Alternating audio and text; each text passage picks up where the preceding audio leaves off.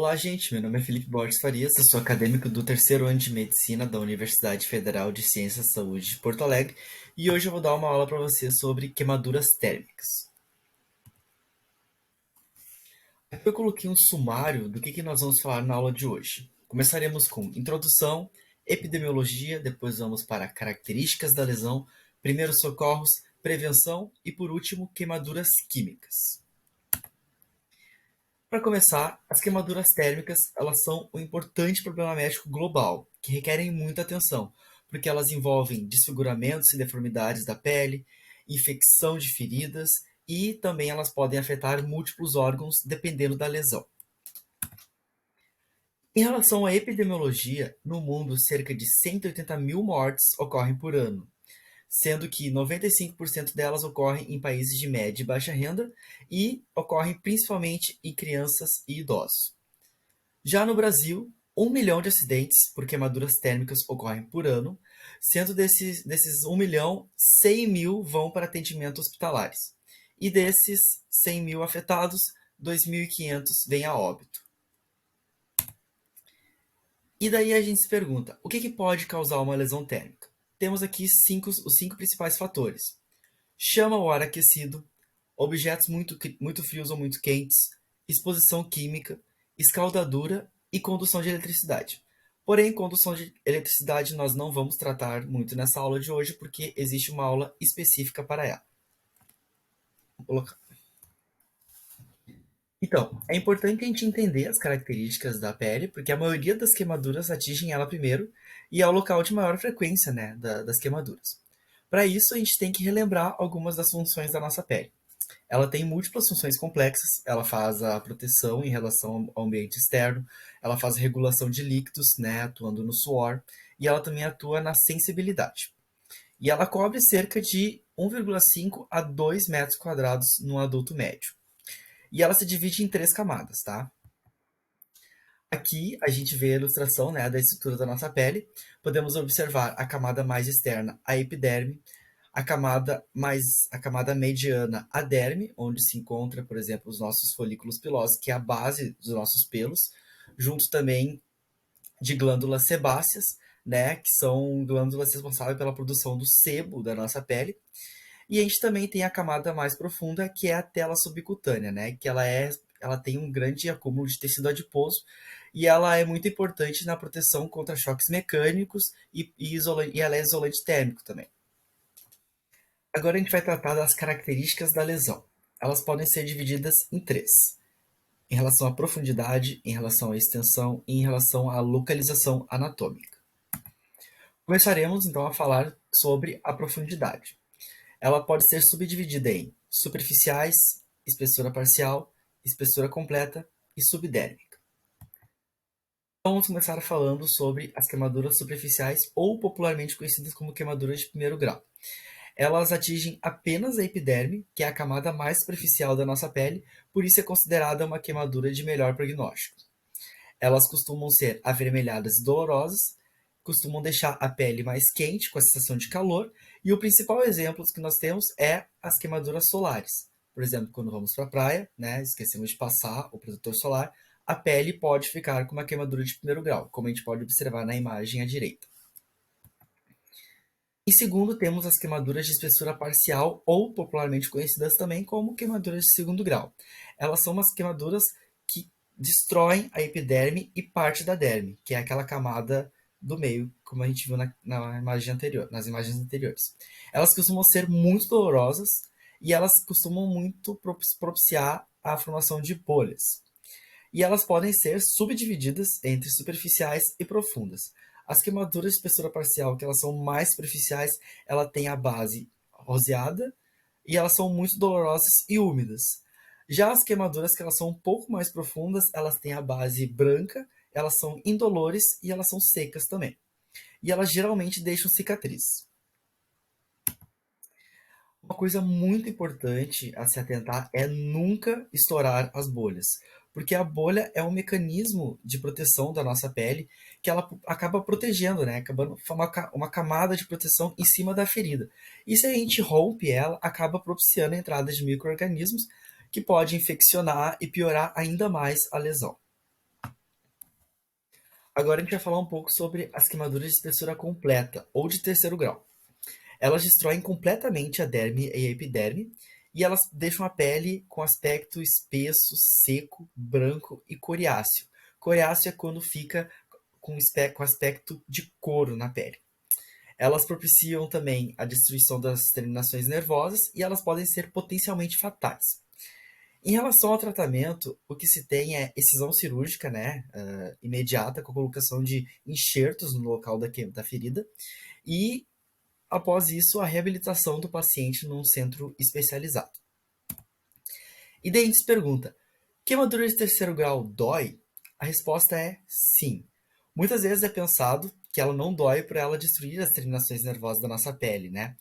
Mas o paciente sente graus variáveis de dor, porque ao redor da queimadura de terceiro grau estão presentes também lesões de primeiro e de segundo grau, que são lesões nas quais as terminações nervosas estão intactas, né? Continuando, né? Isso faz continuar a transmissão de dor.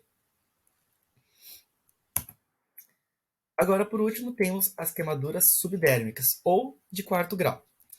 Não se tem muito bem ainda muito material sobre ela na literatura, principalmente no PHTLS, que é o livro de referência em medicina do trauma, mas a gente tem que ela é uma queimadura que destrói todas as camadas da pele.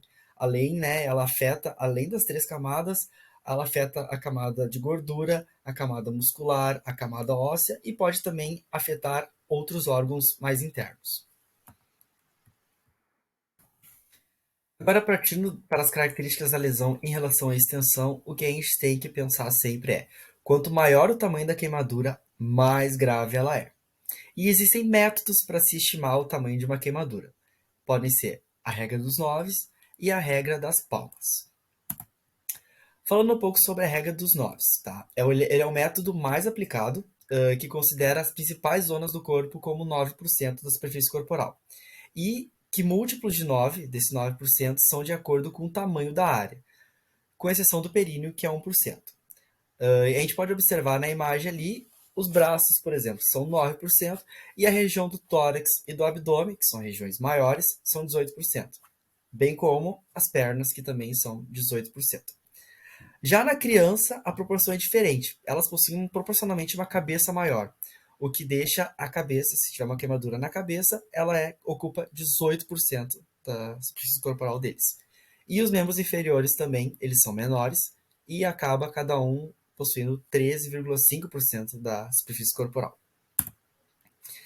Agora, falando um pouco sobre a regra das palmas, ela é utilizada principalmente em queimaduras menores. Se a palma da mão do indivíduo cobrir a lesão, essa lesão acometeu 1% da superfície corporal. Tá? Ela é bem simples. Em relação à localização anatômica, nós temos locais que merecem atenção especial. Um deles é a via aérea. Nós temos que ter muita atenção nas vias aéreas, pois é através dela que os gases são inalados, né? E assim pode ocorrer um inchaço na região, dificultando a respiração e impedindo as nossas trocas gasosas. Como exemplo, a gente tem, por exemplo, acidente em locais fechados, com a inalação de gases tóxicos. E como que a gente pode identificar uma lesão em vias aéreas? A gente observa sinais de queimaduras na face, na boca, na garganta, através da ronquidão, na pessoa fala e você ouve uma ronquidão. E também podemos observar pelos nasais e cabelos chamuscados. Queimaduras em mãos e pés. Elas apresentam uma perda funcional muito significativa, por isso que elas são muito importantes, porque são regiões muito usadas no nosso dia a dia. E caso a gente lesione elas, a gente queime elas, as nossas atividades básicas são muito dificultadas. Em relação a lesões circunferenciais, né? O que, que são elas? Elas são lesões em forma de um anel em volta do membro. Em relação ao tórax e o pescoço, ela pode vir a ocasionar uma dificuldade de respiração na pessoa afetada. Em relação aos braços e às pernas, pode haver o chamado efeito torniquete, que é quando um objeto propicia a ausência de fluxo, a ausência de pulso na região, né, na região que está afetada. Por exemplo, quando você tem um anel e você queima o seu dedo, geralmente quando a gente queima uma região do corpo, ocorre um inchaço. E se o anel está ali, ele vai impedir o fluxo sanguíneo para o restante do seu dedo. E agora, em relação aos olhos e o períneo, né? Se nós temos uma queimadura nos olhos, ela pode ocasionar cegueira. E se nós temos uma queimadura no períneo, que é a região genital, podemos ter uma alta incidência de infecção na região. Agora a gente vai tratar de um assunto que é muito importante, que são os primeiros socorros. A primeira coisa que a gente sempre tem que fazer é segurança da cena, sempre. Porque a gente não quer se tornar uma vítima também, né? Logo em seguida, nós devemos analisar a possibilidade de desligar a fonte que está ocasionando essa queimadura, como, por exemplo, a retirada de objetos da tomada, se possível, e também afastar a vítima do local que está havendo a queimadura, sempre pensando na segurança do paciente e de você que está tentando ajudar ela. E por último, sempre chamar o serviço especializado. Para chamar o SAMU, número 192, para chamar os bombeiros, número 193. Em relação ao manejo da queimadura, a principal coisa é a interrupção do processo de queimadura. Em casos mais graves, onde a roupa está pegando fogo, é sempre orientado cobrir a vítima com um cobertor ou orientar que ela fique rolando no chão, que isso ajuda a interromper o processo de queimadura. Também é muito importante remover roupas e acessórios, principalmente anéis, pois os membros podem inchar e com isso pode haver a interrupção do fluxo sanguíneo, como a gente já havia falado, né, nas lesões circunferenciais. E nunca retirar roupas aderidas à pele, pois elas podem estar realmente aderidas à nossa pele, e se a gente retirar elas, pode ocasionar mais lesão ainda na região. É importante também lavar a lesão com água corrente ou soro fisiológico por aproximadamente uns 10 minutos, em temperatura ambiente. Nunca botar gelo ou pomadas, o que pode piorar a lesão. E sempre tentar cobrir a vítima com um pano limpo e seco, porque essa vítima ela costuma perder muito calor no processo de queimadura. E daí ela está mais propensa, né, a ter hipotermia. E por isso a gente deve sempre aquecer ela com esse pano limpo e seco. Em relação, né, à analgesia, por ela ser uma lesão muito dolorosa, o controle da dor é uma coisa imprescindível. Então é necessário realizar uma consulta médica, né, a fim de obter medicamentos que auxiliem essa vítima na analgesia, né, nesse processo de interrupção da dor também.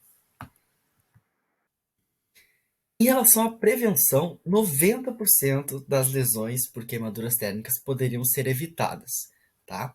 Por isso que é muito importante a orientação de crianças nas escolas, né, acerca de acidentes domésticos, né? A educação delas desde pequeno é muito importante através de aulas e de oficinas, por exemplo. Em relação a queimaduras químicas agora, ela é ocasionada principalmente pela exposição a produtos químicos e elas são geralmente graves. E elas ocorrem por dois fatores, ou queimadura por ácido ou queimadura por base. A queimadura por ácido, ela provoca, né, uma necrose coagulativa. Relembrando aqui que necrose é a morte celular, né, de tecidos no nosso organismo. Então, ela provoca a morte celular, né, de forma coagulativa, ou seja, o tecido lesionado ele vai se coagular e ele se transforma numa barreira que evita a maior penetração desse ácido. Em relação à queimadura por base, ela provoca uma necrose liquefativa, que daí ela difere da queimadura por ácido, por ela liquidificar o tecido, fazendo com que a base possa penetrar mais ainda na lesão, mais profundamente, né? Isso faz com que ela seja mais grave que a queimadura por ácido. Mas não é necessário que a gente saiba identificar se o produto é ácido ou básico. Por isso é importante a gente identificar o nome do produto para o serviço de saúde realizar o procedimento mais adequado possível. Em relação aos primeiros socorros, sempre segurança da cena. Ela é uma das coisas mais importantes. Logo em seguida, a gente tem a colocação de luvas e óculos, né, que são EPIs, são equipamentos de proteção.